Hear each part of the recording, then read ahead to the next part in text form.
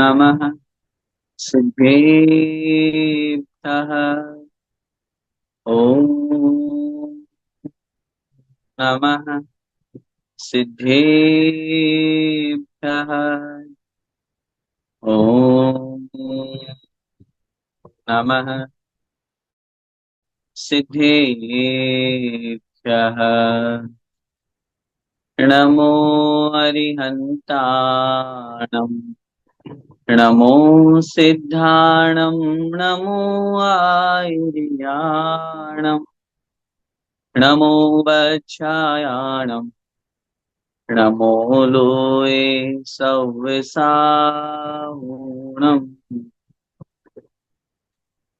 पंच परमेष्ठी भगवान की जय। द्वादशांग जिनवाणी माता की जय। चारित्र चक्रवर्ती 108 शांति सागर जी महामुनिराज की जय। संत शिरोमणि आचार्य भगवंत 108 श्री विद्यासागर जी महामुनिराज की जय। परम पूज्य गुरुदेव निर्यापक श्रवण मुनि पुंगव श्री सुधा सागर जी महाराज की जय। अढ़ाई द्वीपस्थ समस्त महामुनिराजों की जय।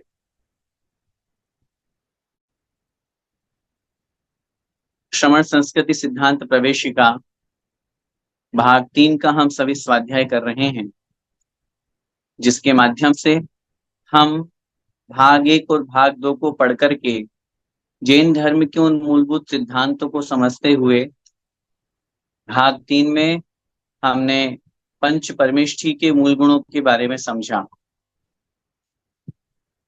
आत्मा के साथ में अनादिकाल से जो कर्म की व्यवस्था चल रही है, इसको हम विगत 3 कक्षाओं से समझ रहे हैं और बहुत अच्छी तरह से इस पाठ में एक एक कर्म को समझाया गया है। किस प्रकार हम ज्ञानावरण कर्म के निमित्त से या उदय से अपने ज्ञान को प्रकट नहीं कर पाते हैं।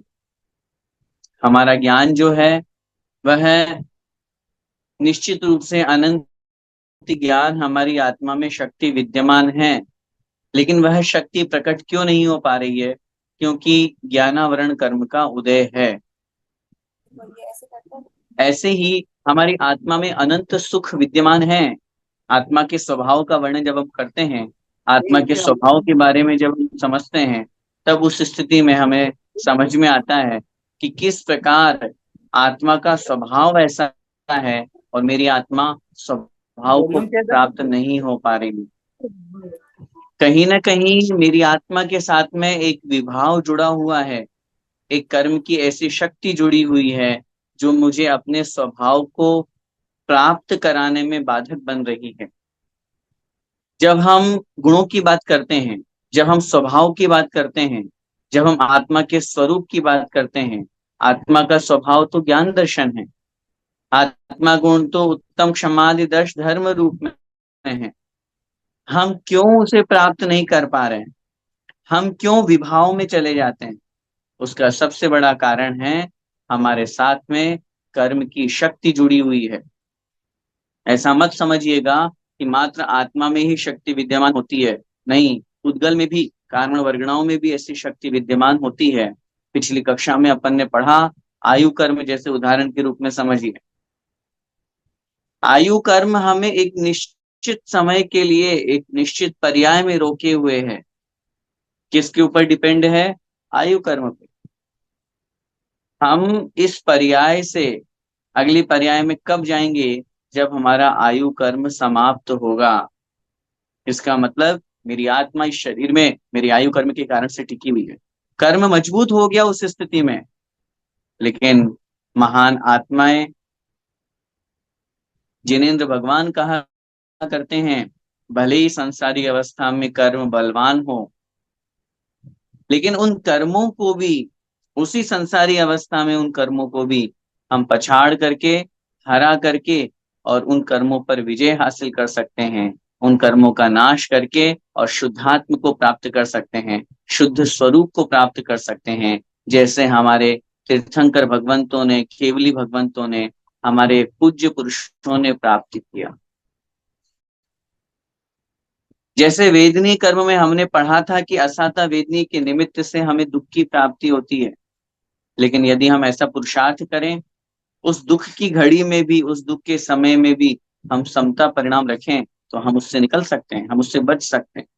और यदि हम दुखी होते रहे तो पुनः नया कर्म हमारा बंध जाएगा, और नया कर्म जब हमारा उदय में आएगा तो निश्चित रूप से हमें दुख देगा। वापस नया कर्म हमारा दुख रूप असाता रूप में बंधा है, जब उदय में आएगा वापस दुख देगा। तो इस प्रकार अपन इन कर्मों को समझ रहे हैं। अब तक 5 कर्मों के बारे में अपन समझ चुके हैं। ज्ञानावरण, दर्शनावरण, मोहनीय, वेदनीय, आयु। इन कर्मों के बारे में अपन ने समझा। आइए अब आगे पढ़ते हैं। 6 नंबर का कर्म है नाम कर्म। जिस कर्म के निमित्त से हमें शरीर, अंगोपांग आदि की प्राप्ति होती है। नाम कर्म भी 2 प्रकार का हुआ करता है, शुभ नाम कर्म और अशुभ नाम कर्म। आइए पहले इसको अपन पढ़ते हैं, फिर इसको समझेंगे। जो कर्म प्राणियों को तरह तरह के शरीर, अंगोपांग, आकार और रूपांतर स्वरूप परिणमाता है, अर्थात करता है या बदलता है, उसे नाम कर्म कहते हैं। तरह तरह के शरीर की प्राप्ति कराता है।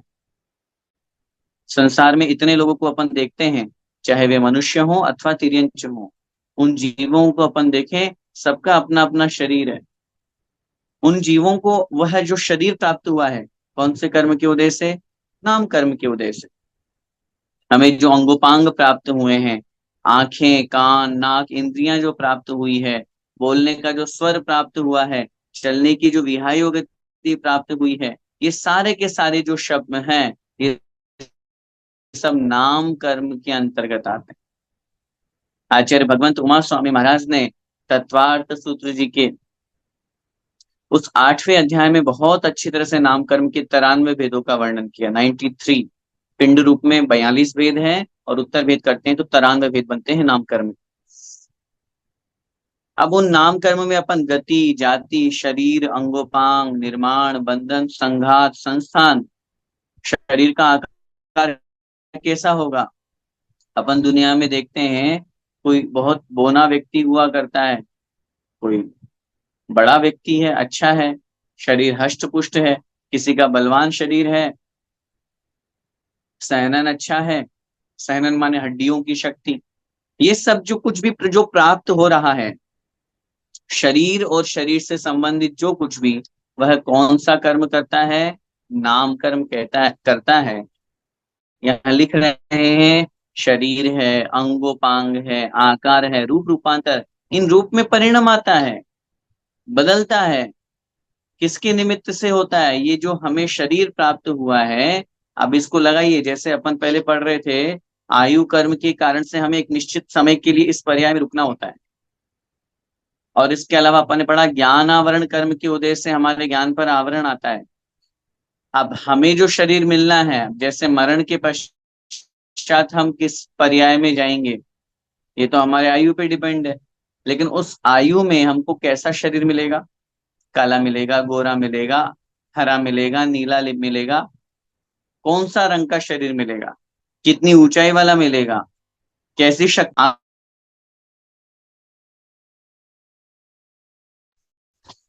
हम जो बोल रहे हैं, वो बोलने का जो क्रम है वो किस प्रकार का रहेगा।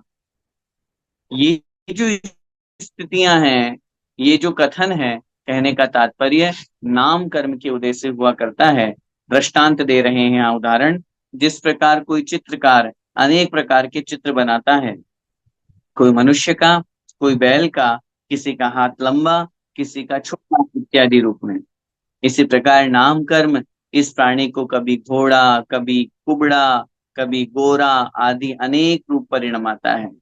कभी पशु पर्याय में चले तो वहां घोड़ा, बकरा, ऊंट, बैल, किसी भी रूप में जिस कर्म का, जिस पर्याय का उसका उदय होगा, उस रूप उसके शरीर का निर्माण हो जाता है। संसार में देखते हैं, कोई कुबड़ा है, कोई बोना है, कोई अच्छे सुंदर शरीर वाला है, किसी का समचतुरस्र संस्थान है, किसी का शरीर नीचे से मोटा है, ऊपर से पतला है, किसी का ऊपर से मोटा, नीचे से पतला, इस तरह के अनेक प्रकार के शरीर बनाता है। किसी का हाथ लंबा है, कितने लोगों को देखते हैं जन्म से ही किसी के का नाक बहुत लंबा हो रखा है, किसी का कान बहुत लंबा है। इस तरह का चित्र विचित्र शरीर का निर्माण इस नाम कर्म के निमित्त से होता है। इस प्रकार, इसी प्रकार यह अनेक रूप परिणमाता है। हमारे आंख, कान, नाक, शरीर आदि सब नाम कर्म के उदय से ही बने हैं। हम मनुष्य के शरीर में हैं, हमारे शरीर की अवगाहना के अनुसार हमारी आंख है।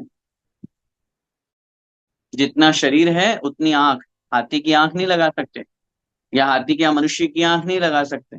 ये सब निश्चित है किसके माध्यम से? नाम कर्म के माध्यम से। नाम कर्म एक ऐसा कर्म है जिसके द्वारा हम सुंदर शरीर को प्राप्त कर सकते हैं।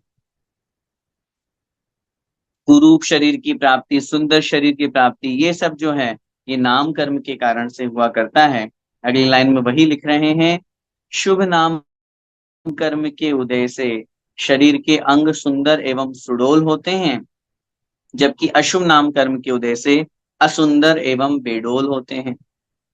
अगर हम सुंदर है, हमारा शरीर आकर्षक है, मनोहर है, तो समझिएगा शुभ नाम कर्म का उदय है।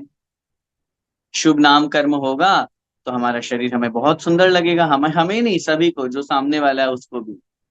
और यदि हमारे अशुभ नाम कर्म का उदय होगा तो हमारा शरीर, अंगोपांग विकृत होंगे, कोई विकलांग हो जाएगा, शरीर बेडोल होगा, शरीर का आकार सही नहीं होगा, आंख छोटी बड़ी हो जाएगी, कान छोटे बड़े हो जाएंगे, हाथ छोटे बड़े हो जाएंगे। से यह है नाम कर्म। कौन सा? अशुभ नाम कर्म। अशुभ नाम कर्म के माध्यम से या उसके उदय से यह अशुभ शरीर की प्राप्ति होती है। अब ये जो नाम कर्म है ये बंधता कैसे है, इसके बंध के क्या कारण हैं? तो वो बता रहे हैं, मन वचन काय की सरल रखना, धर्मात्मा को देखकर खुश होना, अंगोपांग का छेदन नहीं करना, षोडश कारण भावना भाना आदि कार्यों से शुभ नाम कर्म का बंध होता है। अब नाम कर्म दो प्रकार का हो गया, शुभ नाम कर्म और अशुभ नाम कर्म। आचार्य भगवंत उमा स्वामी महाराज ने तत्वार सूत्र जी में बहुत अच्छी तरह से इनका वर्णन किया। और वहां उन्होंने वर्णन किया, परात्म निंदा प्रशंसे सदसद गुणोच्छादनोद भावने च नीचेर गोत्रस्य। गोत्र कर्म जो आगे हम पढ़ेंगे उसके अंतर्गत ये सब बातें लिखी। लेकिन उन्होंने जहां नाम कर्म का वर्णन किया वहां उन्होंने स्पष्ट रूप से कथन किया, नाम कर्म शुभ और अशुभ दो प्रकार का हुआ करता है।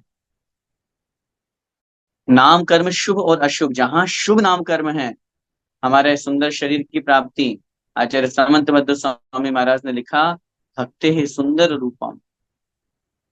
भक्ति करने से सुंदर रूप की प्राप्ति हुआ करती है। जहां जिनेन्द्र भगवान की, देव शास्त्र गुरु की भक्ति स्तुति हुआ करती है, उसके माध्यम से सुंदर रूप, सौंदर्य की प्राप्ति होती है। मन वचन काय की सरलता,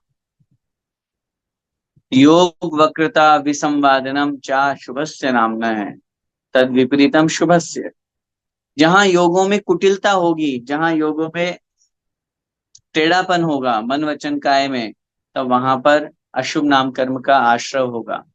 लेकिन जहां मन, वचन और काय ये तीनों हमारे शुभ हों, सरल हों, तीनों में व्यर्थ की टेढ़ापन नहीं हो, व्यर्थ का चंचलपन ना हो, जैसे हम कहते हैं आर्जव धर्म, सरलता, रिजुता का नाम, जहां पर कोई किसी तरह का छल कपट, मायाचारी, धोखाधड़ी ये सब चीजें ना हो।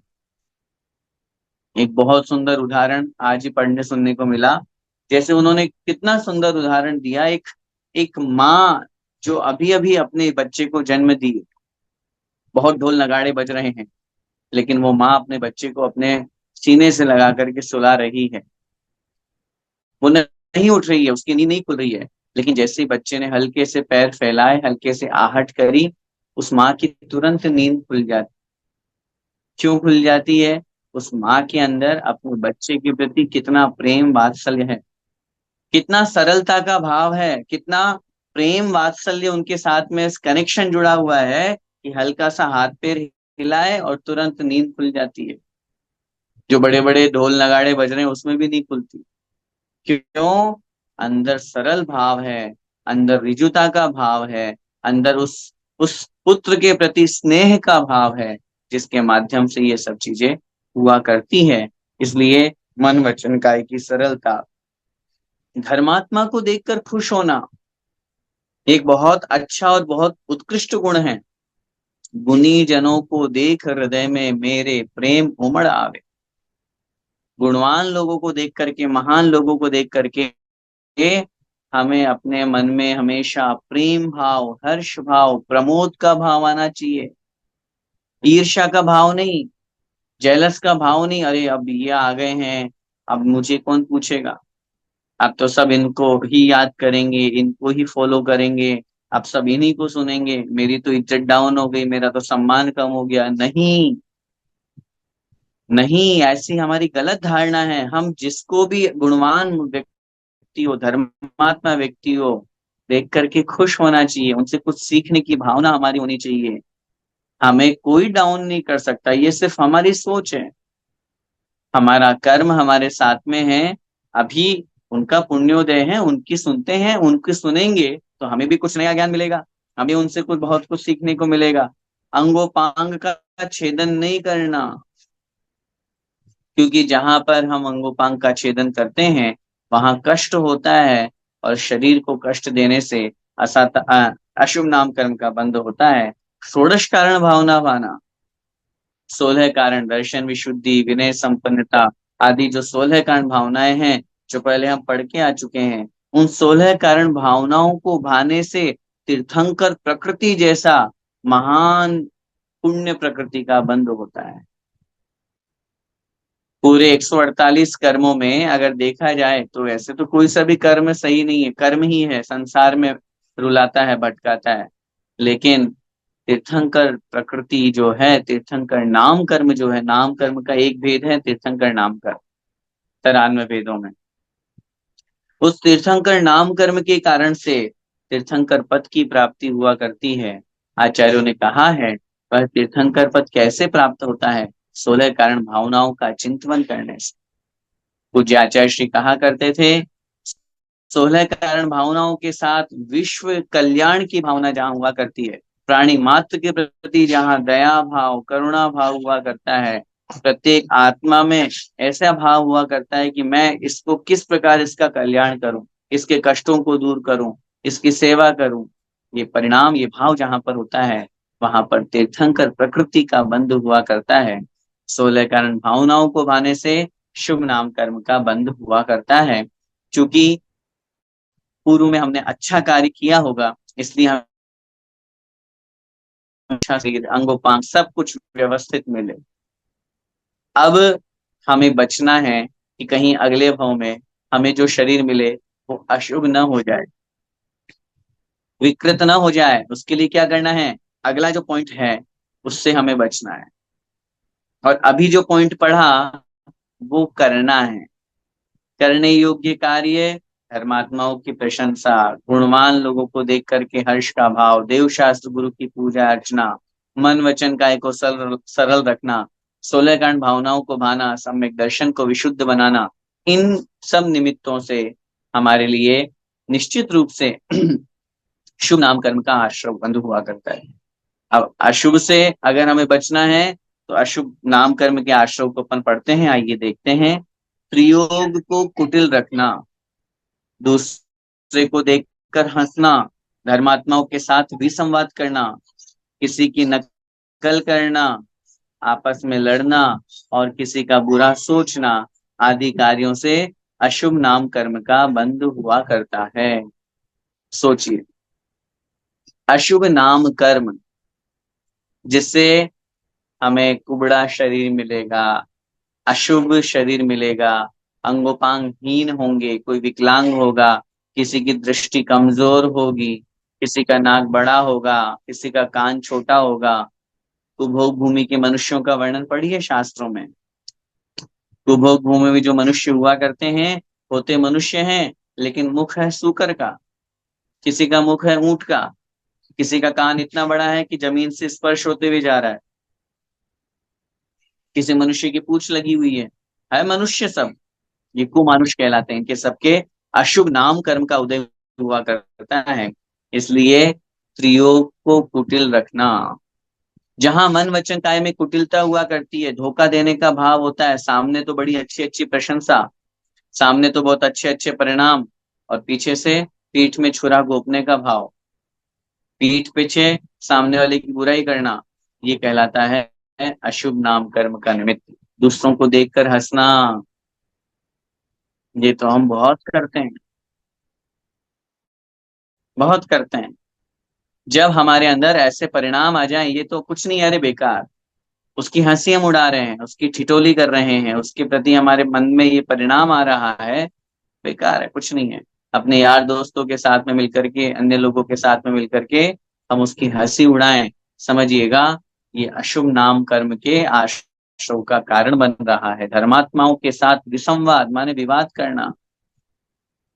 कितने स्थानों पर हम देखते हैं अनेक लोग विवाद करते हैं, झगड़ा करते हैं, आपस में साधर्मी लोग लड़ते हैं, ये मंदिर हमारा है, ये मंदिर हमारा है।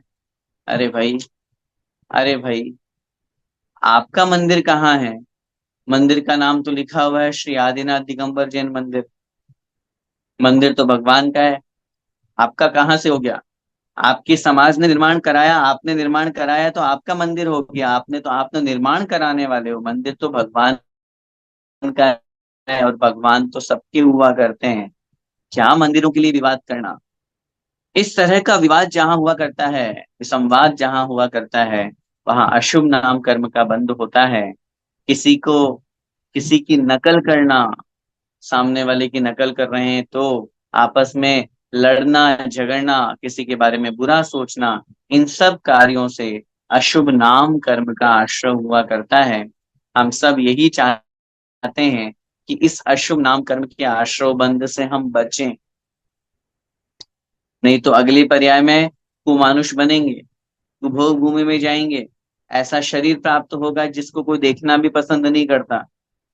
6 प्रकार के संस्थान आचार्य ने लिखे हैं, उसमें अंतिम संस्थान है हुंडक संस्थान। हुंडक संस्थान का मतलब होता है इस तरह का शरीर कि जिसे कोई देखना भी पसंद ना करे। तो अगर हम ऐसे गलत काम करेंगे तो गलत फल मिलेगा। बहुत अच्छा विषय चल रहा है अपना टिट फॉर टेट वाला। इतने दिनों से आप लोग सब समझ रहे हो कैसे ज्ञानावरण, दर्शनावरण, वेदनीय, मोहनीय, आयु, इन कर्मों को अपन ने समझा। आज नाम कर्म को अपन समझ रहे हैं। सामने वाले को यदि अपन हंसी उड़ाएंगे तो बहुत सीधी सी बात है, आज हमारी हंसी उड़ेगी। किसी अंधे को देख करके हम बोलेंगे ए अंधे, तो कल को न जब जब हमारी आंखें नहीं होगी तो लोग हमें अंधा बोलेंगे।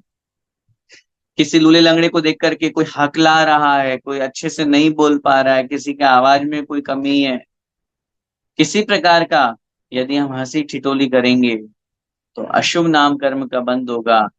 और चिंता मत करो, आज तो हम हंस रहे हैं, आज तो हम उसके ऊपर हंसी उड़ा रहे हैं, कल ऐसा कर्म बंधेगा, तुम कुछ कहोगे, तुम कुछ सुनोगे, तुम कुछ बनोगे, और लोग हंसी उड़ाएंगे, लोग तुम्हारा अपमान करेंगे, लोग निंदा करेंगे, लोग उपहास करेंगे, हंसी उड़ाएंगे तुम्हें देख करके।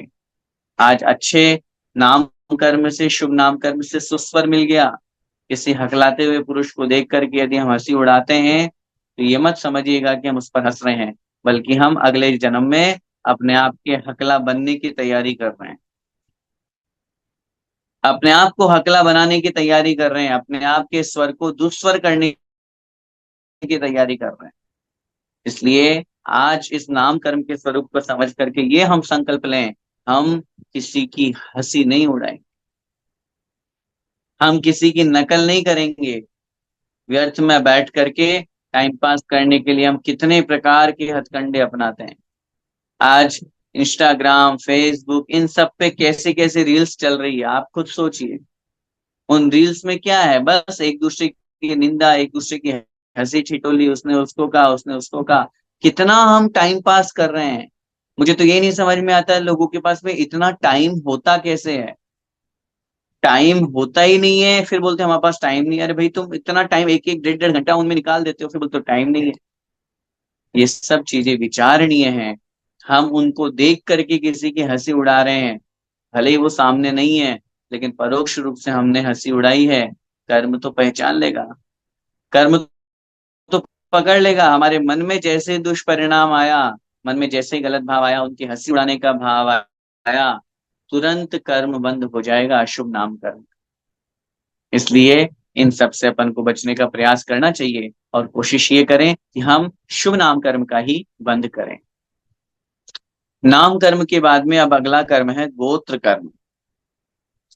गोत्र कर्म जो हमें संसार में उच्चता अथवा नीचता प्रदान करता है। इस कर्म को समझने से पहले इस बात को अच्छी तरह से हमको समझ लेना चाहिए। हमारे यहाँ आचार्यों ने दो प्रकार के गोत्र कर्म बताए, एक उच्च गोत्र, एक नीच गोत्र। इन दोनों गोत्र कर्मों के अलावा अगर इन्हीं के और उत्तर भेद करते हैं तो 6 प्रकार के गोत्र कर्म के भेद हो जाते हैं। उच्च उच्च, उच्च उच्च नीच, नीच उच्च, नीच और नीच नीच। इन्हीं दो को आपस में मिला करके जैसे हम काल की संरचना पढ़ते हैं, ऐसे ही ये 6 प्रकार के जन्म की अपेक्षा और कर्म की अपेक्षा गोत्र समझ लेना चाहिए। वर्तमान में हम और आपके नाम के साथ जो उपनाम जुड़े हुए होते हैं, सरनेम जिसको अपन बोलते हैं, उनमें जो व्याख्या की जाती है या उनमें जो समझा जाता है, वो गोत्र हमारे सामाजिक परंपरा है, आगम की परंपरा, मूल परंपरा नहीं है। जो अनादिकाल से चल रही हो ऐसी परंपरा नहीं है। ये समय समय पर परिवर्तन होने वाली परंपराएं हैं जो बदल जाती हैं। किसी स्थान से जो जिनका परिवार निकल करके सामने आया तो उनके आगे वो गोत्र चलने लगती है। किसी फेमस स्थान से निकल करके आया तो उसके नाम से वो गोत्र चलने लगती है। इस प्रकार की व्यवस्था बनती है। लेकिन यहाँ पर अपन जो लोकमान्य उच्च कुल में जो जन्म लेता है, वह उसकी उच्च गोत्र का उदय समझना चाहिए। और जो लोक में गरिहित है, निंदित है, लोक में जिसकी निंदा होती है, ऐसे जो निम्न कुल में जन्म लेता है उसे हम नीच गोत्र कहते हैं। आइए देखते हैं, जिस कर्म के उदय से प्राणी ऊंच या नीच कुल को प्राप्त होता है उसे गोत्र कर्म कहते हैं। लोक में, संसार में हम देखते हैं कि जिसको निम्न दृष्टि से देखा जाता है, जिसके कर्म भी निम्न होते हैं, जिसका रहन सहन भी निम्न हुआ करता है, जिसका आहार व्यवहार भी निम्न हुआ करता है, जिसे सब हे दृष्टि से देखते हैं, वो नीच कुल वाला कहलाता है। और जिसे अच्छी सम्मान की दृष्टि से देखते हैं, सब आदर सम्मान करते हैं, जिनका उठना बैठना व्यवहार भोजन पान सब कुछ अच्छा उच्च कुल के अनुसार हुआ करता है, वह उच्च गोत्री कहलाता है।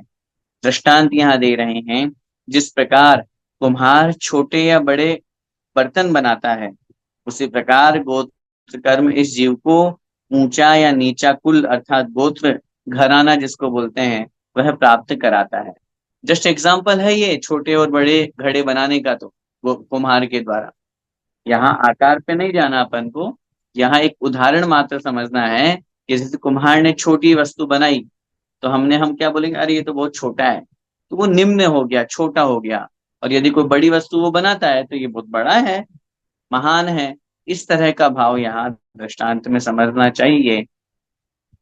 उच्च गोत्र के उदय से लोकमान्य कुल की प्राप्ति होती है और नीच गोत्र के उदय से निंद्य कुल की प्राप्ति हुआ करती है।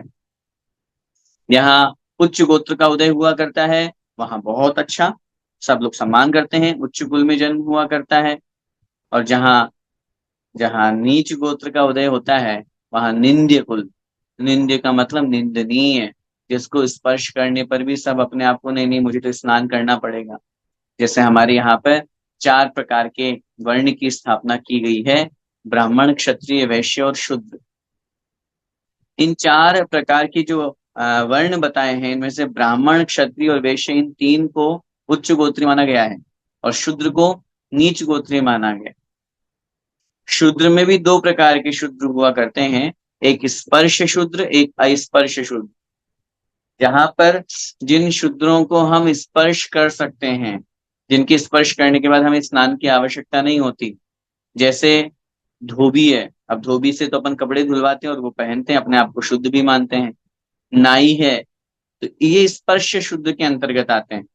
लेकिन जहां और इनसे भी निम्न हुआ करते हैं, जो साफ सफाई करने वाले भंगी, चमार, मेहतर, डोम आदि जाति के जो लोग हुआ करते हैं, उनको अस्पृश्य शूद्र कहा जाता है, जिनके माध्यम से हमें पुनः स्नान करने की आवश्यकता हुआ करती है यदि वो स्पर्श कर जाते हैं। ये लोक व्यवहार की एक परंपरा है, ये एक सामाजिक परंपरा है। इस परंपरा में हम ऐसा कतई नहीं कह रहे हैं कि हम किसी की निंदा कर रहे हैं या किसी को हम नीचा दिखा रहे हैं। जो परंपरा चली आ रही है, कर्म की जैसी व्यवस्था बनी हुई है, उस अनुसार अपन को यहाँ पर समझना चाहिए। क्योंकि चारित्र चक्रवर्ती शांति सागर जी महाराज ने, आप उनका जीवन चरित्र पढ़िए, जिनेन्द्र भगवान के जिन मंदिर में हरिजन प्रवेश पर किस प्रकार की जगह जगह जाकर के उन्होंने संबोधन दिए, किस प्रकार उन्होंने उपदेश दिए थे, वो विषय अपन को जरूर देखना चाहिए। क्योंकि बहुत से आज के इस समय के यूथ जो है, और कुछ लोग जिनकी सोच उस तरह की है, वो इस तरह का प्रश्न हमारे सामने रखते हैं कि जब सब लोग एक समान हैं, मनुष्य एक जैसे हैं, हम सबका आदर सम्मान करते हैं, तो फिर हम उनको निम्न क्यों मान रहे हैं, हम उसको नीचे वाला एहसास क्यों करा रहे हैं? उत्तर मिलेगा, उनके कर्म वैसे ही हैं। कर्म की व्यवस्था को हम नहीं बदल सकते। जब कर्म ने ही उनको वहां उस रूप में पैदा किया है, उस निम्न कार्य को किया है, तो प्रश्न बनेगा, वो जो निम्न कार्य कर रहे हैं, चलो मैं आपसे प्रश्न करता हूं, जो इस तरह का प्रश्न कर रहे हैं, क्या वो निम्न कार्य आप करने के लिए तैयार हैं? जब कर्म ने वैसी व्यवस्था बनाई है, समाज ने वैसी व्यवस्था बनाई है, उस व्यवस्था के अनुसार हमको चलना चाहिए। इसमें हम कहीं पर भी किसी को निम्न दिखाना या उसको अपमानित करना या उसको छोटा दिखाने का ऐसा कोई भाव नहीं हुआ करता है।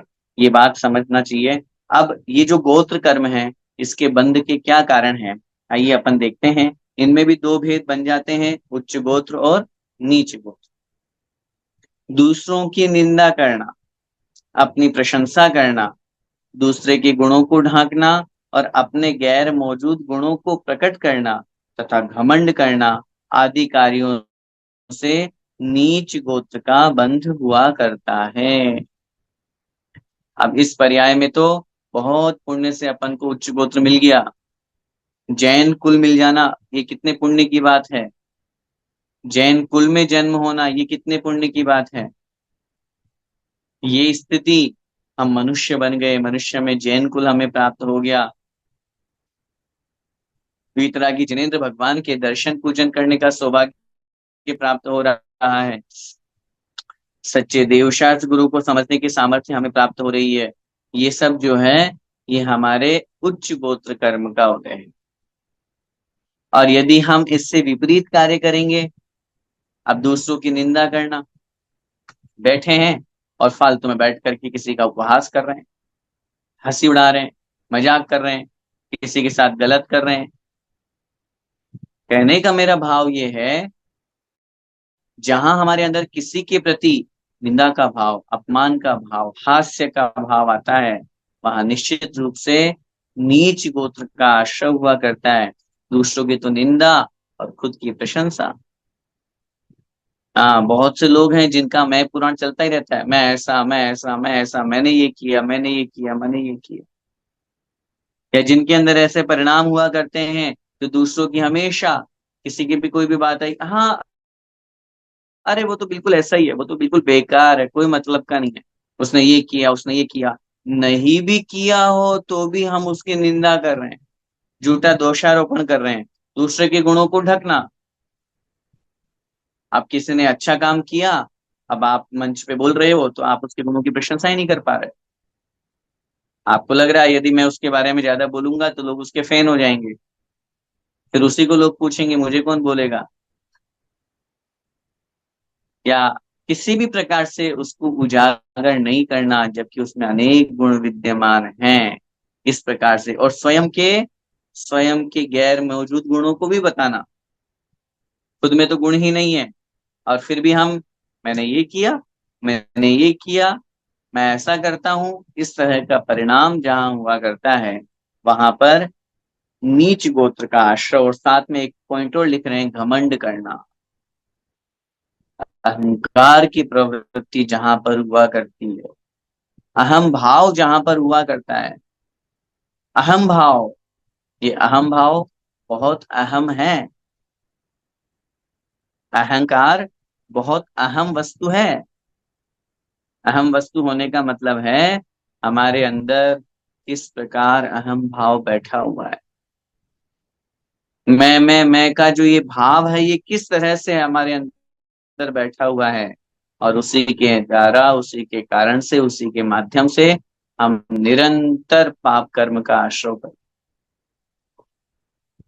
अरे बड़े बड़े महान आचार्य भगवंत हुए, उन्होंने इतने बड़े शास्त्र लिख दिए। आचार्य कुंद कुंद महाराज, एक भी ग्रंथ में उन्होंने अपना नाम नहीं लिखा। हम दो लाइन क्या लिख देते हैं, उसमें अपना नाम डालने की कोशिश करते हैं।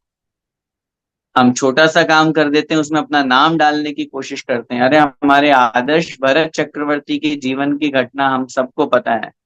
दूसरे का नाम मिटा करके अपना नाम लिखना पड़ा उनको। अहंकार चूर चूर हो गया। हम कौन से शिलापट्ट पर, हम कौन सी जगह पर नाम की भावना करते हैं? ये सब चीजें विचार करने की आवश्यकता है। जब तक हम विचार नहीं करेंगे, ये मान करके चलिएगा, हम निरंतर पाप कर्म का आश्रय कर रहे हैं। निरंतर ऐसी प्रकृतियों को बांध रहे हैं जो हमें संसार में भटकाएंगी। इसीलिए इन सब से नीच गोत्र कर्म का बंध हुआ करता है। अब इससे विपरीत जो है उच्च गोत्र के बंध के कारण में लिख रहे हैं, दूसरों की प्रशंसा करना, अपनी निंदा करना, दूसरे के दोषों को ढकना, अपने दोषों को प्रकट करना आदि कार्यों से उच्च गोत्र का बंध हुआ करता है। पर प्रशंसा आत्मनिंदा। दूसरों की तो हमेशा प्रशंसा करो, खुश रहो, अरे कितने महान है, कितने अच्छे हैं। उनके गुणों को हमेशा प्रशंसा के रूप में, उनमें विद्यमान गुणों को तो प्रकट करना ही करना है।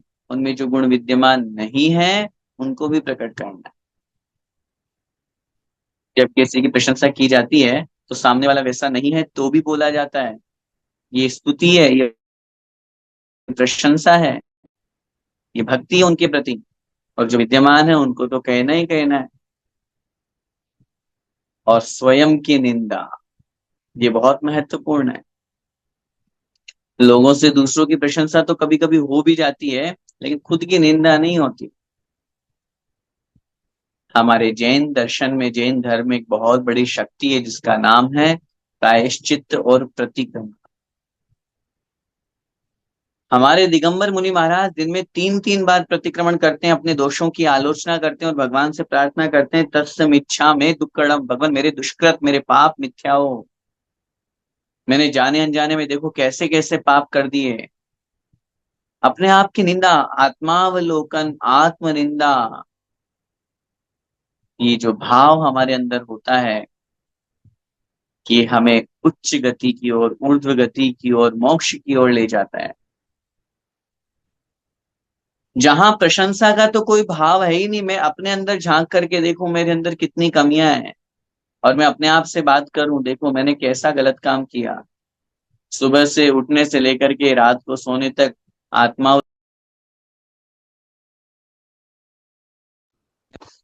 भगवान के सामने कितना समय दिया। मैं मंदिर तो गया अपने आप से, अब अपने आप से बात करो। मैं मंदिर तो गया, भगवान के सामने दर्शन करने गया, पूजन करने गया, अभिषेक करने गया।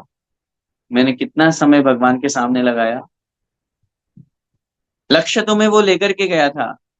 मैं ऑफिस गया, आज मैंने कैसा छल कपट किया, आज मैंने किसको देख करके विकार भाव किया, आज मैंने कैसे अभक्ष्य का भोजन ग्रहण किया, आज मैंने कैसे किसी के साथ में धोखा किया, छल कपट किया, आज मैंने फोन पे कितने व्हाट्सएप झूठे दिए, आज मैंने कितने कितने लोगों को व्यर्थ में झूठ बोला। सब चीजें सुबह से लेकर के शाम तक ये शास्त्रों में लिखे हुए, बस लकीर के फकीर मत बनो, वो उठाया प्रतिक्रमण और पढ़ लिया। वो तो है ही हमारे लिए, लेकिन उसके साथ जो हमारे जीवन में जुड़ा हुआ है, जो हमारे जीवन में घट रहा है, उस प्रतिक्रमण को कभी, आदरणीय बड़े पंडित जी कहा करते थे, जब मैं प्रतिक्रमण करता हूँ तब उस समय सुबह से लेकर के अब तक पूरा रिकॉल करता हूँ। उस रिकॉल के माध्यम से मेरे साथ जो जो लोग जुड़े, जिनसे मैंने कुछ गलत कह दिया, अपशब्द बोलने में आ गया, बुरे वचन बोल दिए, दुर्भावना, मन की भावना भी गलत हो गई, उन सब से क्षमा याचना। अपने आप की निंदा, मैंने भगवान ऐसे गलत काम क्यों कर दिया, क्यों कह दिया, क्यों मैंने ऐसे भावना कर दी। आत्मनिंदा करने से उच्च गोत्र का आश्रय हुआ करता है।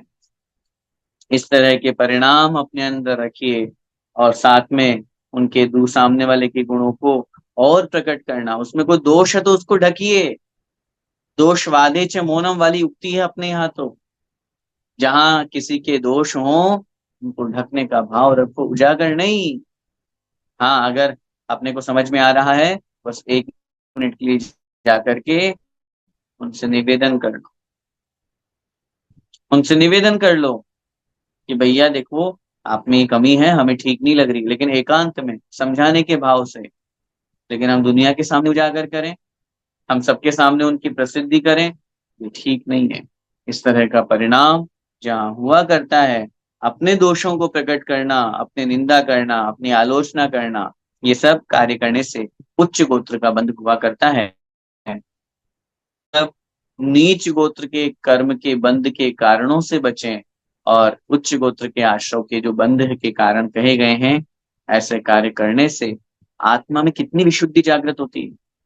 अगली पर्याय में हमें उच्च गोत्र में जाने का अवसर मिलेगा, वो तो ठीक है ही, लेकिन उसके साथ में ये भी विचार करो, हमारे आत्मा के परिणाम कितने विशुद्ध होते हैं, कितने महान होते हैं।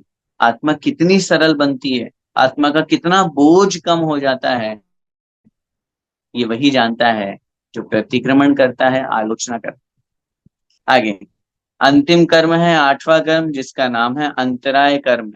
इसे कहते हैं, कितने प्रकार का होता है, बंध के क्या कारण है, आइए। जो कर्म दान, लाभ, भोग, उपभोग या शक्ति, वीर्य माने शक्ति में विघ्न डालता है, उसे अंतराय कर्म कहते हैं। 5 चीजें हैं दान, लाभ, भोग, उपभोग और वीर्य। वीर्य माने शक्ति। अंतराय शब्द स्वयं कह रहा है विघ्न डालना, बाधा उत्पन्न करना। जो कर्म आत्मा के इन 5 कार्यों में, कोई दान देना चाहता है और उसमें किसी ने विघ्न डाल दिया, उसके तो अंतराय का बंद हुआ और हमारे अंतराय का उदय हो गया। हमारे अंतराय कर्म का उदय का, और उस कार्य को करने के लिए हमें कोई बाधा उत्पन्न कर दे। हम कोई कार्य कर रहे हो, हम कोई कार्य करना चाहते हो, भोगो भोग की संपदा कोई मिलने वाली है हमको, और अगर उसमें नहीं मिली हमको, तो समझना हमारे अंतराय कर्म का उदय आ गया। जो वस्तु एक बार उपयोग में आए उसे हम भोग कहते हैं, जो वस्तु बार बार उपयोग में आए उसे उपभोग कहते हैं। लाभ, कोई वस्तु हमें मिलने वाली है, प्राप्त होने वाली है। लाभ, वस्तु हो, पद हो, प्रतिष्ठा हो, मान सम्मान हो, रुपया पैसा हो, कोई वस्तु, ये सब, और वो नहीं मिली, इसका मतलब हमारे लाभांतराय कर्म का उदय है। ऐसे ही कोई शक्ति के माध्यम से अपने हम व्रत उपवास करने वाले हो या कुछ भी घटित होने वाला हो और वो प्राप्त नहीं होता है, तो हमारे अंतराय में वीर्यांतराय कर्म का उदय जानना चाहिए। दृष्टांत यहाँ पर दे रहे हैं, जिस प्रकार किसी सेठ ने एक पाठशाला को 10,000 रुपए देने की आज्ञा दी, किंतु मुनीम कुछ गड़बड़ करके उन रुपयों को न दिलाकर विघ्न कर देता है, उसी प्रकार अंतराय कर्म कार्यों में विघ्न किया करता है। जैसे अजित कुमार लड्डू खा रहा था, कुत्ता लड्डू छीन ले गया, तो अजित के अंतराय कर्म का उदय समझना चाहिए। अब मुनीम जी ने पैसे नहीं पहुंचाए, तो सेठ जी के अंतराय का उदय समझना चाहिए। दानांतराय का, दान दे रहे थे वो तो। अब आप बोलोगे इसमें सेठ जी की क्या गलती है? सेठ जी की गलती है तभी तो वो जानबूझ करके कहीं ना कहीं वो कर्म व्यवस्था ही ऐसी बैठाता है, उन मुनीम को लाके रखेगा जो वो गलत काम करेंगे। उन मुनीम को ही उन्होंने अपना मुनीम बनाया, जो उनका विश्वासघात कर रहा है। वो तो दान देना चाहते हैं, लेकिन दान नहीं पहुंचा है, तो उनके दानांतराय का उदय है, दान देने में विघ्न आ गया उनके भले ही उस मुनीम ने वापस पुनः दानांतराय का बंद किया, लेकिन यहाँ उदय तो आया सेठ जी के। ऐसे ही जैसे लड्डू का उदाहरण उन्होंने दिया, कोई व्यक्ति लड्डू खा रहा है और वो खा रहा है और खाते खाते कोई छीन ले गया, तो उसके लाभांतराय का उदय आ गया, भोगांतराय का उदय आ गया। इस तरह से यह अंतराय कर्म समझना चाहिए। इस अंतराय कर्म के बंद के क्या कारण कहे गए हैं, यह बता रहे हैं। दान देने वाले को रोक देना, आश्रितों को धर्म ध्यान नहीं करने देना, और दूसरे की भोग वस्तु को बिगाड़ देना। आगे भी लिख रहे हैं, नेक्स्ट पेज पर भी है, किसी को हानि पहुंचाना, किसी की सामर्थ्य को बिगाड़ना आदि कार्यों को करने से अंतराय कर्म का बंध होता है। हम चाहते हैं हमारे किसी भी कार्य में अंतराय ना हो, विघ्न नहीं आए। और विशेष रूप से हम लोग सब तो ये चाहते हैं कि जो हमारे भोगोपभोग संपदा है, हमें कुछ मिलने वाला हो, उसमें कोई विघ्न नहीं आए। तो हमें इन पाप से बचना है। कौन कौन से? सबसे पहला कह रहे हैं दान देने वाले को रोक देना। कोई दान दे रहा है और आपने कहा अरे रे रे मत दो, यहाँ कोई जरूरत नहीं है, खूब पैसा पड़ा है यहाँ पे, फालतू यहाँ दान दे के क्या करो। ये बोल करके, ये सोच करके, ये कथन करके उसको दान देने से अपन ने रोक दिया। कभी समय ऐसा आएगा कि हमारे भी वो अंतराय कर्म उदय में आएगा, क्योंकि आपने दान अंतराय का बंद कर लिया। इसके अलावा लिख रहे हैं आश्रितों को धर्म ध्यान नहीं करने देना। ये बहुत बड़ा पाप है। जो अपने आश्रय से रहने वाले हैं, चाहे पत्नी हो, चाहे बच्चे हो, चाहे माता पिता हो, या कोई भी अपने परिवार के जन हो, वो धर्म करना चाहते हैं, मंदिर जाना चाहते हैं, पूजा पाठ करना चाहते हैं, व्रत उपवास करना चाहते हैं, और आपने उनको रोक दिया। क्या होता है मंदिर जाने से? यहीं बैठ करके कर लो पूजा पाठ। मेरे पास समय नहीं है आपको मंदिर ले जाने के लिए। इस तरह के परिणाम जहाँ होते हैं, इस तरह के कथन जहाँ होते हैं, कोई बढ़िया आराम से धर्म करना चाहता है और आप उसको रोक रहे हो। कोई स्वाध्याय करना चाहता है और आप उसको रोक रहे हो। वीकली क्लास चल रही है, सैटरडे की क्लास है, और आप कहीं जाना चाहते हो, श्रीमती जी ने कहा कि नहीं नहीं आज नहीं जाएंगे, आज क्लास अब नहीं। अरे ठीक है ना, एक दिन क्लास छोड़ दोगे तो क्या हो जाएगा, यूट्यूब पे भी तो आती है, बाद में पढ़ लेना। आपने ऐसा बोल करके अपनी श्रीमती जी को धर्म करने से रोक दिया, अंतराय का बंद हो गया। अभी तो शक्ति है, अभी सामर्थ्य है, इसलिए आपने ऐसा कर दिया। ये कर्म ऐसा बंद होगा आपका, और उस समय ऐसा परिणाम के कारण से भविष्य में जब वो कर्म उदय में आएगा, आपका मन करेगा मुझे शिखर जी की यात्रा करनी है, कोई ले जाने वाला नहीं मिलेगा। आपका मन करेगा मुझे इस धर्म स्थान पर जाना है, मुझे धर्म करना है, शरीर में शक्ति नहीं बचेगी। आपका मन करेगा मुझे तप करना है, उपवास करना है, लेकिन कोई साथ देने वाला नहीं मिलेगा, साधन नहीं मिलेंगे। पैसा बहुत है, शिखर जी जाने का मन है, चले भी जाओगे, टिकट बुक हो जाएंगे, क्या पता टिकट कैंसिल हो जाए, क्या पता फ्लाइट छूट जाए, क्या पता शिखर जी पहुंच भी जाओ, वहां घनघोर बारिश हो जाए, नहीं जा पाओ। किसी भी प्रकार की परिस्थिति हो सकती है। यदि हम जिसके साथ में विघ्न डाल रहे हैं, ये मान करके चलेगा, आज अगर हमारे साथ में कोई बाधा हो रही है, आज अगर हमारे साथ में कोई विघ्न उपस्थित हो रहा है, हमने पूर्व जन्म में, पूर्व पर्याय में, या इस भाव में भी पहले किसी न किसी के किसी कार्य में बाधा डाली थी, विघ्न डाला था, इसलिए वो कर्म बंधा और आज हमारे लिए उदय में आ रहा है।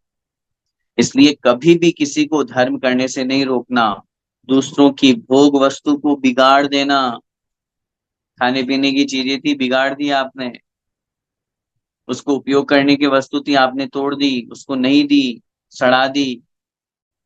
इसके अलावा किसी को हानि पहुंचाना, नुकसान देना, व्यापार कर रहे हैं और आपने उसको नुकसान दे दिया, अच्छा माल बोल करके और बुरा माल दे दिया, घटिया माल दे दिया। अब उसने तो अच्छे माल के पैसे दिए थे, आपने घटिया दे दिया, अब उसके तो नुकसान लग गया, हानि पहुंच गई उसको। तो वो अच्छे माल सोच करके लेके गया था, अब वो आप वापस लोगे नहीं, उसके नुकसान लग गया, अंतराय का बंद। किसी के सामर्थ्य को बिगाड़ना, कोई कहता है मुझे उपवास करना है, एकाशन करना है, मेरी ये शक्ति है, और आपने उसे नहीं करने दिया, उसको बिगाड़ दिया, ये सब कहलाता है अंतराय कर्म के बंध के कारण। अपन को इन सब से बचना है।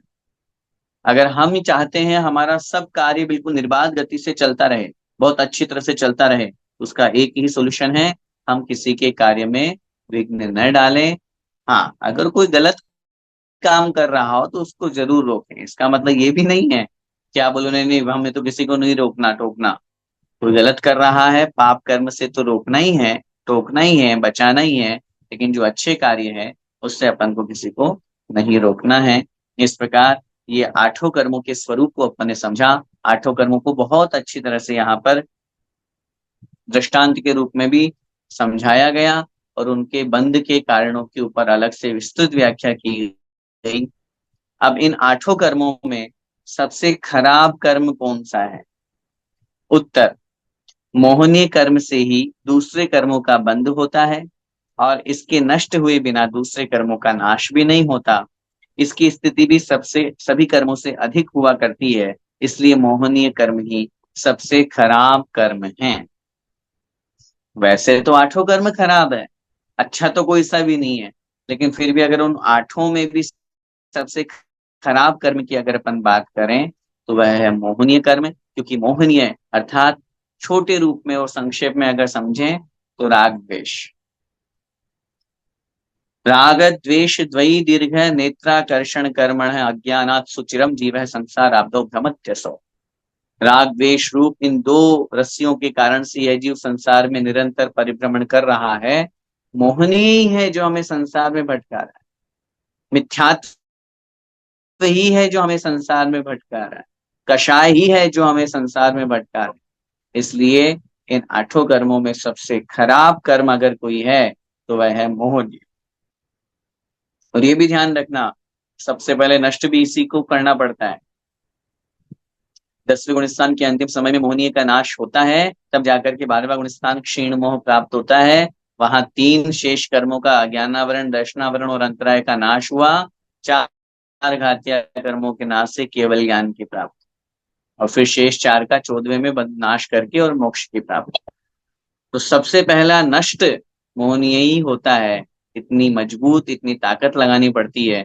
और अगर मोहनीय को नष्ट कर दिया, मोहनीय को पराजित कर दिया तो फिर अन्य जो कर्म है वो तो सेनापति हैं। राजा है मोहनीय और राजा को बंदी बना लिया तो बाकी के सेनापति और सैनिक अपने आप ही सरेंडर कर देते हैं। वो स्थिति हुआ करती है। इसलिए हम सबको मोहनीय को उपशम करने का अथवा क्षय करने का प्रयास करना चाहिए। अब क्या कोई ऐसे भी जीव हैं जो इन कर्मों से रहित हैं? अपन ने कर्म तो पढ़े हैं, उत्तर दे रहे हैं। अरिहंत भगवान के 4 घातिया कर्म नहीं होते और सिद्ध परमेष्ठी के 8 कर्म नहीं होते। एक प्राणी के एक पर्याय में एक ही प्रकार के आयु कर्म का बंध हुआ करता है। विशेष एक व्याख्यान यहाँ किया, 3 बातें यहाँ कही। 8 कर्मों में से अरिहंत भगवान जो हुआ करते हैं उनके 4 घातिया कर्मों का अभाव हो जाता है और इसीलिए वे सिर्फ 4 अघातीय कर्म ही उनके शेष रहते हैं। ज्ञानावरण, दर्शनावरण, मोहिनी और अंतराय, इन 4 कर्मों के अभाव हो जाने से वे जीवन मुक्त कहलाते हैं, नियम से मोक्ष को प्राप्त करते हैं। और 8 कर्मों का नाश करके जिनकी सिद्ध अवस्था हो गई है, शुद्ध अवस्था, मुक्त आत्मा को हम सिद्ध भगवान कहते हैं। उनके एक भी कर्म नहीं है 8 में से, इसलिए उनको हम बिल्कुल कर्म से निर्मुक्त कहते हैं। इन 8 कर्मों से रहित व्यवस्था सिर्फ सिद्ध अवस्था के लिए कही गई है। इसके अलावा संसार में हम जितने भी प्राणी हैं हमारे साथ 8 कर्म जुड़े हुए, एक भी कर्म नहीं है जो हमारा नष्ट हो गया हो। हम सब का 10वें गुण स्थान तक जिन जो क्षपक श्रेणी चढ़ रहे हैं उन मुनि महाराज की 10वें गुण स्थान में सिर्फ एक मौनी नष्ट होता है। उनके अलावा वर्तमान के कितने भी दिगंबर साधु हो, कोई भी महान व्यक्तित्व हो, भले आचार्य भगवंत भी क्यों ना हो, उनके भी अभी 8 कर्म जुड़े हुए हैं, संसार में हैं। इसलिए 8 कर्मों से रहित जो सिद्ध भगवान है वो ही सर्वशुद्ध है, विशुद्ध है। और उनमें से 4 कर्म जिनके नाश हो गए वो अरिहंत भगवान है। एक बात यहाँ पर इन्होंने अंतिम लाइन में कही है, एक प्राणी के एक पर्याय में एक ही प्रकार की आयु का बंध हुआ करता है। आयु भले ही 4 प्रकार की है, नरकायु, तिर्यंचायु, मनुष्यायु या देवायु, लेकिन जब वो अगली आयु का बंध करता है तो नियम से एक ही आयु का बंध करता है, चारों का नहीं कर सकता, 3 का नहीं कर सकता, 2 का नहीं कर सकता। अगली पर्याय के लिए वो एक ही आयु का बंध करेगा।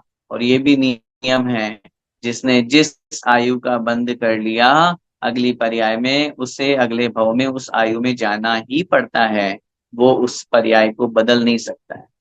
इसलिए हम सब बहुत अच्छी तरह से सावधान होकर के, आयु कर्म का प्रसंग भी अपन ने पढ़ा था, हम ऐसे कर्म ना करें कि हमें नरक तिर्यक में जाना पड़े। हम ऐसे कर्म करें कि या तो मनुष्य बन जाएं ताकि आत्म कल्याण कर सके, या फिर देव पर्याय में जाकर के और धर्म ध्यान के साथ में अपने जीवन को यापन करें। समय आपका हो गया है, कर्म की व्यवस्था वाला यह चैप्टर भी अपना पूरा हो गया है। इसलिए अपन सब इस कर्म की व्यवस्था को समझ करके अपने आप को कर्मों से बचाएं। इसी मंगलमय भावना के साथ बोले द्वादशांग मई जिनवाणी माता की जय। संत शिरोमणि आचार्य भगवंत श्री विद्यासागर जी महाराज की जय हो। अभिनव आचार्य श्री समय सागर जी महाराज की जय हो। पूज्य गुरुदेव गिरियापक श्रवण मुनिपुंगो श्री सुधा सागर जी महाराज की जय हो। अढ़ाई द्वीपस्थ समस्त महामुनिराजों की जय।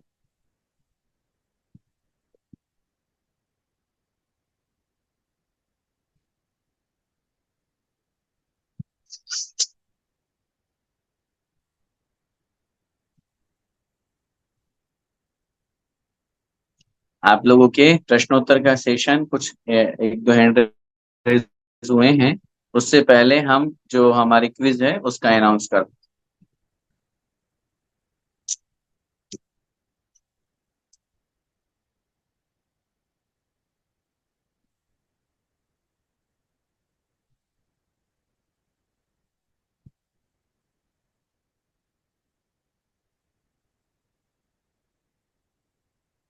आइए प्रारंभ करते हैं। क्विज नंबर 19 हमारे सामने थी। इस क्विज में 10 क्वेश्चंस थे। मैं उनके यहाँ पर अनाउंस कर रहा हूँ नाम और आंसर्स और उनके क्वेश्चंस। वह कौन थे जिन्हें अपनी पत्नी से इतना मोह था कि वह अपनी पत्नी के साथ साथ अपने ससुराल जाने लगे। पश्चात उन्हें रास्ते में मुनिराज के देखने पर इतना वैराग्य उत्पन्न हुआ कि उन्होंने मुनि दीक्षा ले ली। उनकी पत्नी और उनका नाम बताइए। ऑप्शन ए मनोदया और वज्रबाहु, ऑप्शन बी पद्मा और Shreyansh, and option C Sushena और Jinadatta. Right answer is A Manodaya और वज्रबाहु। जैसा कि प्रश्न में प्रसंग बताया गया है वह उसी अनुसार वह क्लियर है। और चूंकि उनका मोह बहुत अधिक था, लेकिन वह मोह, वह राग वैराग्य में परिवर्तन हो गया, ऐसे वज्रबाहु। Second question. रावण ने किस केवली भगवान की धर्म सभा में यह नियम लिया था कि वो भी, जो स्त्री मुझे नहीं चाहेगी मैं उसका सेवन नहीं करूंगा। ए महावीर भगवान, बी अनंत वीर्य भगवान, सी आदिनाथ भगवान। राइट आंसर इज अनंत वीर्य भगवान।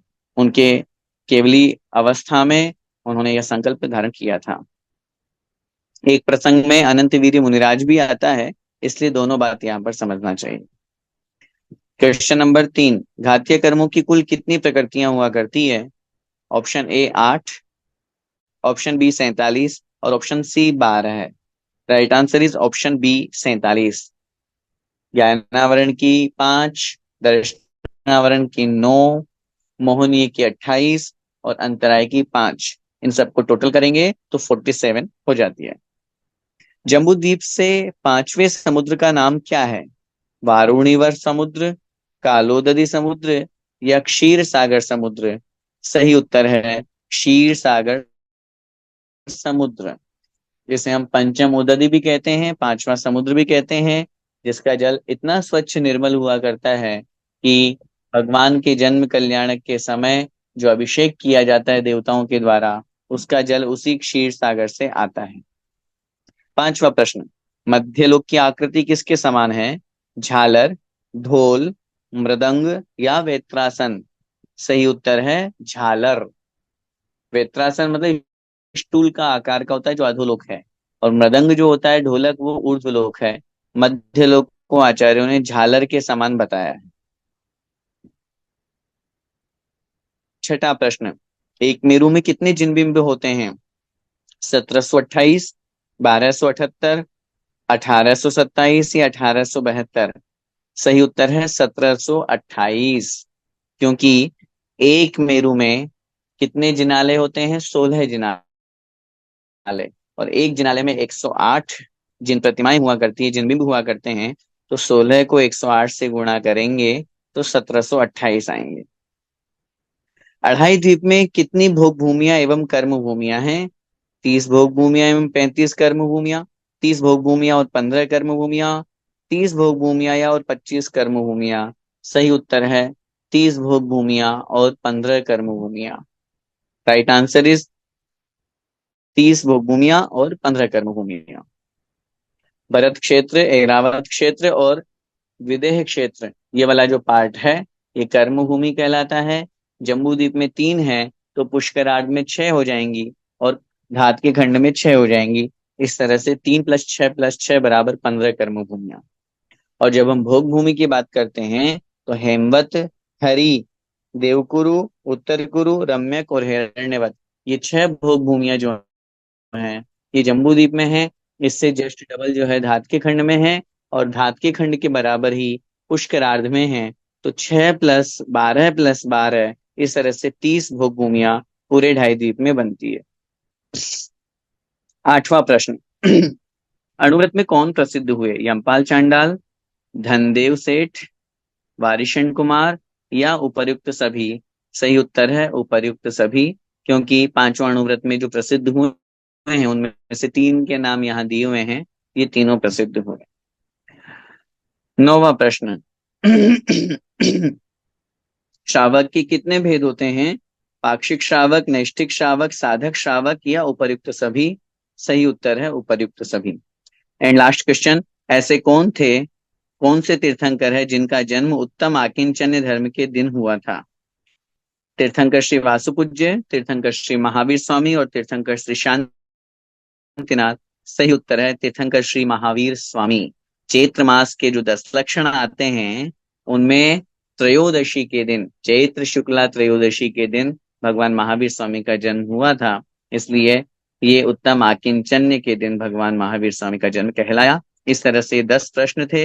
इन 10 प्रश्नों का जिन जिन ने बिल्कुल सही उत्तर दिया, ऐसे एक नहीं, दो नहीं, ऐसे हमारे सामने 47 लोग हमारे सामने हैं। एक बार जोरदार करतल ध्वनि से, तालियों के माध्यम से उनका स्वागत, सम्मान और अभिनंदन करते हैं। मैं श्रमण संस्कृति जीसीसी परिवार की तरफ से, पूरी टीम की तरफ से इन 47 कैंडिडेट्स को बहुत बहुत बधाई देना चाहता हूं। मैं उनके नाम यहाँ पर अनाउंस करता हूं। अनीता अखिलेश जैन, मध्य प्रदेश। सवीना जी जैन, सिलचर, आसाम। रंजना जी जैन, पुणे। मंजू जी सेठी, रांची। अलका जी चौधरी, ललितपुर। नीलम जी चौधरी, ललितपुर। किरण जी जैन, गया। कविता जी जैन, दमोह। श्रेयस जी जैन, सनावत। मीनू जी जैन, दोहा, कतर। अनुराधा जी जैन, इम्फाल। सुमित्रा जी सेठी, बगाईगांव। चीनू जी जैन, दोहा, कतर। सरोज जी पाटनी, मुंबई। भरत भारत या भरत जो नाम है, उमा रानी, दोहा, कतर। रविंद्र जी जैन, सवाई माधोपुर। अनुपम जी जैन, राजस्थान। अक्षरा जी जैन, राजस्थान। अनीता जी जैन, टोडा रायसिंह। अनीता जी जैन, गाजियाबाद। अनीता जी जैन, रोहिणी। अनंतमती जी, कोटा, राजस्थान। सीमा जी जैन, रांची। सुशीला जी जैन, जयपुर। माया जी जैन, दिल्ली। कुमु जी जैन, अहमदाबाद। संगीता जी पाटनी, इम्फाल। अनुपमा जी जैन, जलपाईगुड़ी। प्रवीण जी जैन, रफीगंज। अलका जी जैन, बगाईगांव। शकुंतला जी जैन, बगाईगांव। उषा जी बगड़ा, बगाईगांव। सुरेश जी दोषी, श्रीपुर, सोलापुर, महाराष्ट्र। डॉक्टर ज्योति एल केसर, पुणे। रंजू जी जैन, बगाईगांव। राजेंद्र जी जैन, टोडा रायसिंह। मंजू जी गोधा, गुवाहाटी। पिंकी जी बाकलीवाल, बगाईगांव। सीमा जी जैन, दुबई। सुचित्रा जी जैन, बगाईगांव। सीमा जी अग्रवाल, रुद्रपुर। कुसुम जी छाबड़ा, इम्फाल। मंजुला जी जैन, बगाईगांव। हेमलता जी जैन, दुबई। सुमित चित्रा जी सेठी बगाईगांव, पिंकी जी राव का बगाईगांव और प्रियंका जी बगाईगांव। इस तरह से ये 47 लोगों ने 10 मार्क्स हासिल किए हैं। मैं पुनः श्रमण संस्कृति जीसीसी परिवार की ओर से इनको बहुत बहुत साधुवाद, बहुत बहुत धन्यवाद देना चाहता हूँ। इन्होंने बहुत अच्छी तरह से परफॉर्मेंस करके यहाँ पर 10 मार्क्स प्राप्त किए हैं। मैं पुनः सभी को बहुत बहुत बधाई के साथ में यह अनाउंस कर रहा हूँ कि क्विज नंबर 19 यहाँ पर हुई। अभी अब नेक्स्ट सैटरडे 7 तारीख को आ रहा है और 8 तारीख से हमारे 10 लक्षण हैं। उसके अगला जो नेक्स्ट सैटरडे है वो 10 लक्षण के मध्य में आएगा, 14 तारीख। इन 2 सैटरडे का हम यहाँ कक्षा का भी अवकाश घोषित करते हैं और क्विज का भी अवकाश घोषित करते हैं, क्योंकि हमारी जो टीम है वो भी 10 लक्षण पर बहुत आनंद के साथ में मनाना चाहती है। जो जहां है उस रूप में मनाना चाहते हैं। मैं इस मौके पर आप सभी को आने वाले 10 लक्षण महापर्व की बहुत बहुत शुभकामनाएं प्रेषित करता हूँ। श्रमण संस्कृति जीसीसी परिवार की तरफ से, पूरी टीम की तरफ से आप सभी को बहुत बहुत शुभकामनाएं, बधाइयां और अग्रिम शुभकामनाएं इस भावना के साथ में ये 10 लक्षण पर्व हम सबके जीवन में और अधिक साधना को लेकर के आए, त्याग तपस्या को लेकर के आए। इन 10 धर्म को हम अपने जीवन में और अच्छी तरह से धारण करने का प्रयास करें, इस भावना के साथ में इन 2 सैटरडे का यहाँ पर अनाउंसमेंट आपके सामने किया गया।